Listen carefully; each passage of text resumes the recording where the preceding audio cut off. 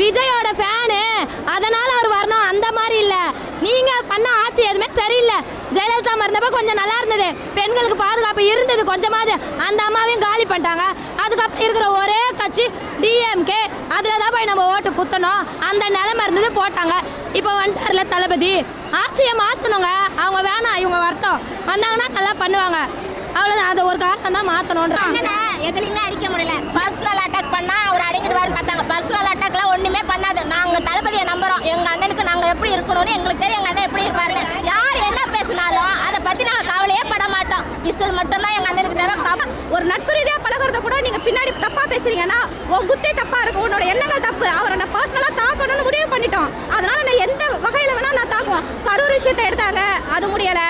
ரெண்டாவது அங்கே அவர் 40 பேரை கொண்டுட்டாங்க. அவர் வந்து எமோஷனலாக அட்டாக் பண்ண பார்த்தாங்க, அது முடியலை. இப்போ கடைசியாக பர்சனல் லைஃபுக்குள்ளேயே வந்து நீங்கள் யோசிச்சு பாருங்க, இத்தனை வருஷமா இல்லாமல் இப்போ ஏன் நம்ம அக்கா வந்து டைவர்ஸ் கொடுக்குறாங்க, அது கொடுக்குறாங்க. எலெக்ஷன் பக்கமாக ஏன் நோண்டணும்? அதுக்கான தேவை என்ன? ஒரு தேவையும் கிடையாது. ஸோ இவரை வந்து எமோஷனலாக அட்டாக் பண்ண பார்த்தாங்க, முடியலை. இப்போ பர்சனலாக அட்டாக் பண்ண பார்ப்பாங்க. பட் ஆனால் எக்காரணத்தை கொண்டும் நாங்கள் வந்து பின்வாங்க மாட்டோம். எப்பவுமே எங்கள் தளபதிக்கு தான் எங்கள் சப்போர்ட். தளபதி தான் எங்கள் விஜய், உங்கள் விஜய், உயிர் என்ன வரன்னு அவர் கை தட்டுங்க. அப்படிதான்